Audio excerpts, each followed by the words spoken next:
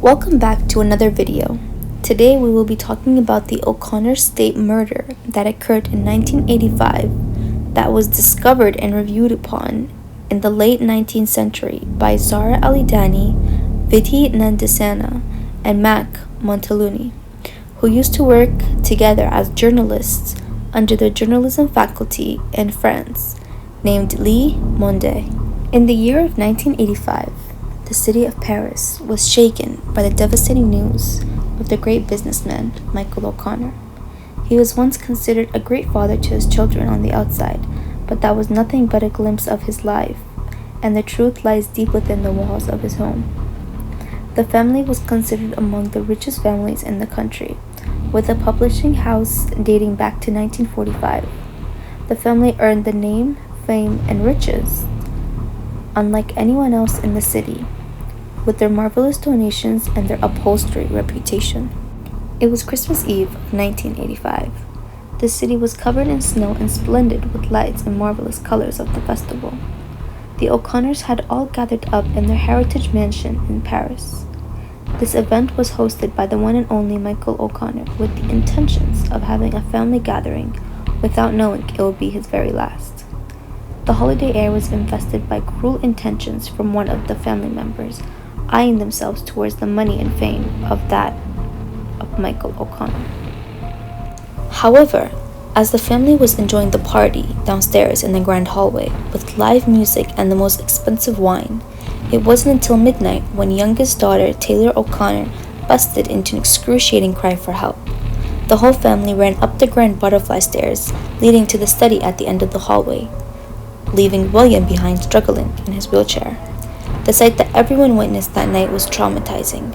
Michael, lying there on the carpet gasping for his last remaining breath, with one hand on his throat trying to stop the gushing flow of blood, and the other trying to reach for his wife, Sophia. Everyone in the family just had one thought crossing their mind. Who did it? Except for his wife, Sophia, who had dedicated her entire life to her husband and family. She was now running towards the vintage telephone across the study to call for help. Everyone else has accepted the fact that he could not be saved, and it was too late. His children all witnessed the death of their father and were there for his last breath, except William, whom no one sought to help and bring in order for him to see his father's last moments. Sophia, on the other hand, wasn't able to accept the fact that he was gone and screamed in the most excruciating way that she collapsed from her tears.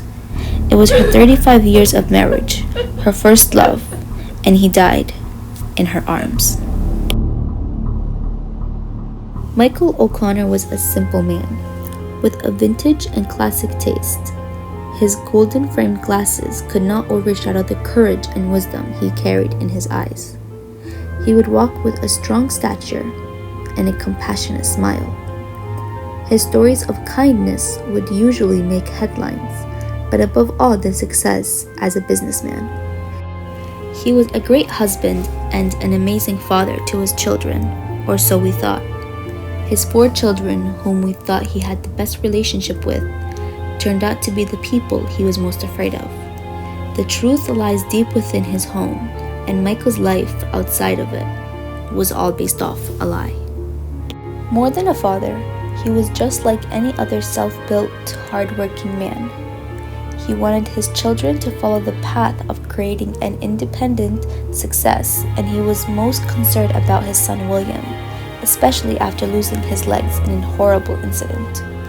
The confidence William had to build his life was shattered, and Michael was often harsh on William more than his other siblings, and the reason was so that he would fight back and regain his old self again. After all, he was the only one, in Michael's eyes, capable of taking over the business. But Michael never showed that side of him to William, so they never had a strong relationship, even though he loved him very much. On the other hand, Sophia was the exact opposite of her husband. She was a classy lady, always presentable, calm, and poised. She belonged to a very wealthy family and was very well aware of the social etiquettes of the upper class society. She was married to Michael at a very young age. They met at a party and their parents sought them to get married together because of Michael's hardworking attitude. With that, Sophia's father was blinded by his enchantment. Her father looked at Michael as a hardworking gentleman with the correct attitude of a businessman. As they got married, she became the strength to Michael's wit and a good luck charm to his business, which hiked up after her presence in his life. She loves her children, sometimes more than her husband. She would worry a lot about her daughters and would regret that she could not give them the life they deserved, which allows us to move on to Madison O'Connor, the eldest daughter of the family. She was the most diligent and smartest of her siblings, but as she was a girl, her father didn't pay much attention to her intelligence and never considered her to take over the company. She married the love of her life, Adam Harper, who was the CEO of a big retail business, and with that, her father allowed her to marry him. By the age of 22, not too long after she got married, she was blessed with a surprise pregnancy of a little baby boy. Adam was the love of her life. He was always there for her and was the only one that got through Madison, as she is very dependent on herself and doesn't trust people easily. But he died in a car accident while she was only 5 months pregnant. After his death, she always stayed in her own little world away from people in her own grief, as she wasn't able to accept the fact that he was gone. And this was only 2 months before the death of her father. The second oldest of the 4 children, although he is the second oldest, he was always treated poorly by his father, since the incident that made him wheelchair-bound was all his fault. William O'Connor. He was always free-spirited and very enthusiastic, which led him to become wheelchair-bound when he decided to go paragliding under bad weather as a way of defying his father. He ended up with no working parachute and paralysis from the waist down. His father always mistreated him after the accident because it could have been avoided and was a very bad poor of judgment. Since the accident left Will without the use of his legs, he lives at home with his father Michael and mother Sophia, having him to depend on them with his everyday necessities, living alongside his maid and butler. Taylor, the youngest of the family. She was always spoiled from her parents' money. She is a carefree child that loved her freedom as well as her father's money. As a child, she attended boarding school, which made her become isolated from the rest of the family, especially her father, since she didn't want to attend, but he insisted, although she was the only one out of all her siblings to go to boarding school. She has the utmost respect towards her father, but a cold feeling within their distance. As she turned 21, her father married her off to a wealthy gentleman whom she did not want nor like. But in order for his business to benefit, he chose that path for her, which left her in a very rough state that made her suffer many hardships in her life. She underwent 2 miscarriages at the age of 24, while having many difficult encounters with her husband. She has been trying to divorce him for a year, but her father disapproves, which leaves her in a tight situation about how to survive. After the cremating of their father, the family gathered up in the grand hall to read Michael's will. Everyone was looking at each other like a player in a game of chess. Sophia was lost in her memories with Michael, while everyone else was talking amongst themselves when they were interrupted by the heavy voice of their family lawyer. "Shall we begin?" "Sure, let's get it done and get back to work," said Noah in an insensitive tone towards his father. Everyone in the room gave him a cold look. The lawyer was about to open the envelope and a tall figure appeared at the entrance of the room, stopped him and said, "It is a murder case and no further proceeding will be held until the investigation is over." "And who are you to stop?" said Mary. "I am Detective Foster. I was hired by your father 3 days ago." A breeze of gossips and whispers spread across the room. The entire family was taken aback by what Foster said. So did Michael already know he was going to die? Foster was a real detective and was the one that provided us with the quotes that were used in the article made by the journalist. He was the detective of the 1985 case in the State Police of Paris in the 1980s. He was the one in charge of this case, and all given information was provided by him, as journalist Vidhi Mack said within her writing. Also, the quotes in this article were all provided by the one and only Detective Foster, as he kept all his notes and recordings of this case till this day. With Foster in the picture, all the children were restless because as of now, no one was getting anything until the investigation was done. Mary even thought of trying to fire him, but she also knew Sophia would never let her do that.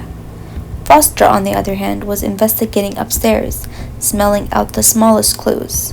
He could not find much more, but he sent the blood samples for investigation. Foster had seen many cases like this before where the victim was stabbed, but there is no trace of murder weapon. So he was cautious of all his surroundings as the murderer was in the house. He noticed that the carpet was wet. When he sniffed the liquid, it was odorless, exclaimed Foster to himself, now looking at the wine glass lying on the floor.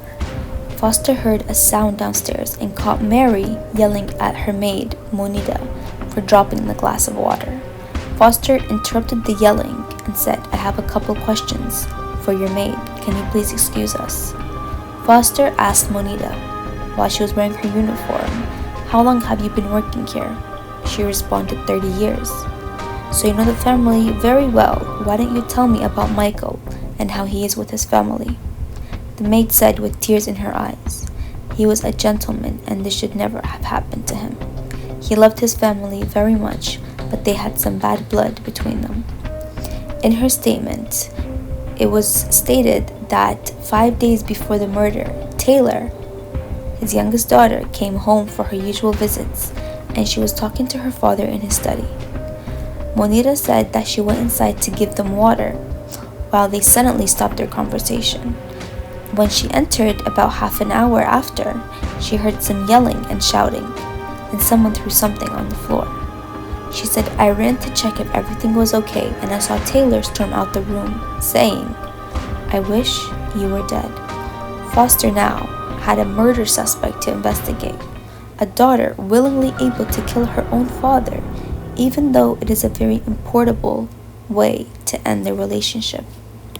After investigating for 2 days, Foster came to know that Taylor was going through a rough marriage patch, that she wanted to get out of her marriage, but her father, on the other hand, would not let her do that.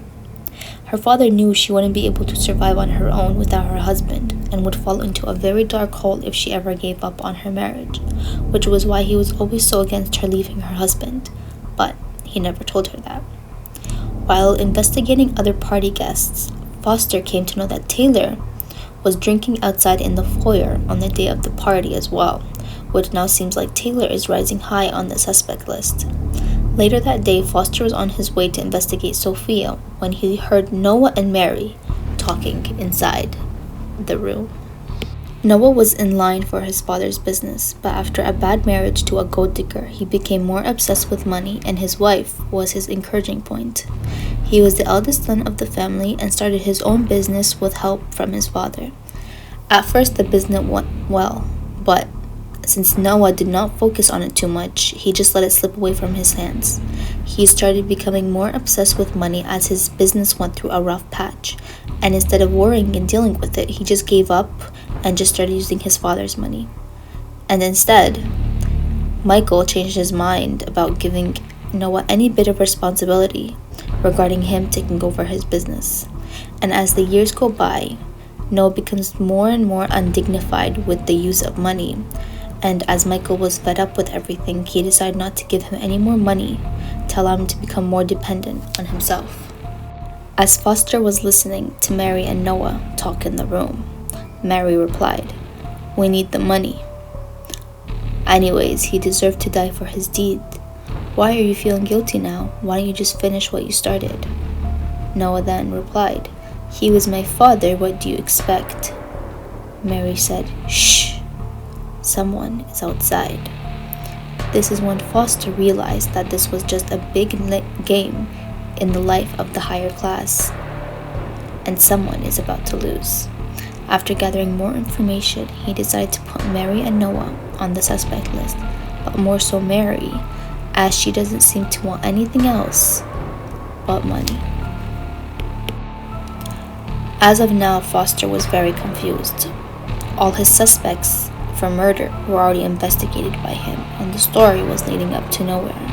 He was standing in his office while he was interrupted by the soft voice of his assistant. "Sir, the reports have arrived." Foster wondered what reports she was even talking about, but without further questions, he took the reports from her and checked who were they from. It was then he realized he sent the sample of hair he found nearby the murder spot. Foster did not have much hope from the evidence, since it could have been from anyone in the house who visited Michael. He turned and replied to his assistant, "I totally forgot about this. Thank you." Foster then opened the envelope hopelessly. His best estimate was it belonged to either the maid or his wife Sophia. When he opened the envelope, his pupils were wide with shock. The DNA did not match any of the family members or the workers. This was unexpected because no one was allowed to visit Michael in his study. It was his small corner where only family members were allowed in, and that too when summoned for. Foster now had a whole new direction to the investigation, where were no rivals who would want Michael dead. Since he had his son to run the company, there was no harm that would have happened to the publishing house. Foster then goes back to the crime scene to get another look and to picture what could have happened. He goes over the scenario in his head based on what the family has told him and the police report. He moves over what he's been told, and suddenly his eyes fall on the unusual shelf on the wall. His observations tell him that something is hidden back there. All the books were stacked vertically except one small corner which had a small book placed horizontally. It looked pretty out of place for someone like Michael, and it would not be kept like that by mistake, for sure. He went to have a closer look at it, and his fingers traveled on the vintage mahogany wood frames, and suddenly he heard a small clicking sound as a small piece of frame popped out of the shelf with a piece of paper in it. Then Foster took the note and flipped it back. He could not believe his eyes. As he flipped the note, that's when he saw in a staggered old handwritten note saying, "Sorry, dear William. We could not take care of you. Maybe someone will find you and you can." The note from there was torn in half. Foster now looked at the carpet, which had no stain of the wine, then ran the whole scenario in his mind to visualize what might have happened. He never would have doubted the kind, gentle-hearted man William. No one would have ever thought, as he was always so poised, compassionate, and happy, and as he was the only son living with his parents and had no reason to kill his father. Foster then rushed towards Sophia's room to talk to her about his recent discovery. That's when he saw William with an injection in his hand, sitting on his wheelchair close to his mother. It took Foster a moment to digest the scene in front of him. In a fraction of a second, he gathered back his senses and threw a vase at the end of the table that landed right on William's chair. He shouted, "Drop it, William. I know it was you." William's face was pale. He shouted, frustrated, "Why would you just not get off and leave us all alone? I knew you would have got your pokey nose in the matter." Foster then gathered the entire family in the living room of the house. "It was your brother William who killed Michael. He took the icicle from the window pane of the study and stabbed him with it. A perfectly clean murder with no evidence. No wonder there was no murder weapon.